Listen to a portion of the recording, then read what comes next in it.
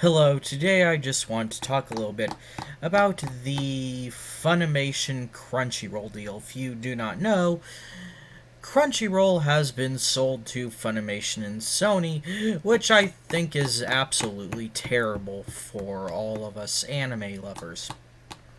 If you want to know why, it's because Funimation with dubs that aren't, Dragon Ball or one of the really, really big names, they tend to botch it a lot.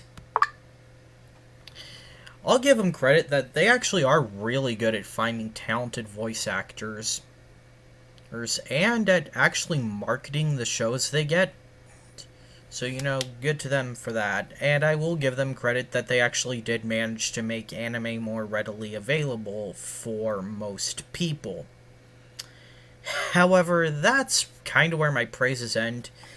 I mean, I can kind of understand why they drop interspecies reviewers, even though I'd argue that if they didn't want something that was basically porn under their brand, they shouldn't have bought something that was basically porn to begin with. I mean, actually pay attention to the shows you are licensing.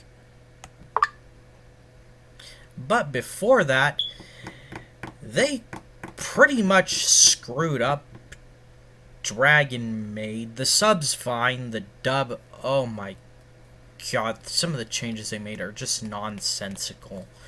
Like when Marika in the scene where her and Connor are playing in their room, I believe that they changed the line to have Rika say something like, well, that's just slut shaming or something like that, which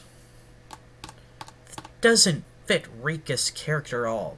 But we already know the infamous one where they changed Lukoa covering up from in the sub, where it's basically she's doing it because the little boy she's with wants her to show more restraint, which was actually one of the funniest running gags in the show, to wanting to keep patriarchal eyes off her or some shit like that. Look, I don't mind changing dubs. I don't even mind making political. I don't even mind inserting politics if, politics was already in the original scene in the first place. But that line just doesn't fit the show. It also doesn't fit Lukoa. Lukoa's character in the original, who, honestly, she was my least favorite character in the show, is, this just kind of hyper-sexualized dragon, but she gives no fucks. She knows she's sexualized, but she's okay with it. She enjoys being sexual, and there's nothing wrong with that. They also changed a line in Prison School to be a Gamergate reference, which to give them credit, I think they were just trying to go for a current joke, but there's a way to do these jokes correctly and incorrectly. And probably one of the most nonsensical ones was in the show Bofury, which honestly I like. I find it to be a very cute, adorable little comedy. Basically, in the original line, she says something along. Basically, she had gotten beaten up, but due to literally accidentally becoming an immortal, overpowered word player through just bumbling into it, she pretty much took no damage.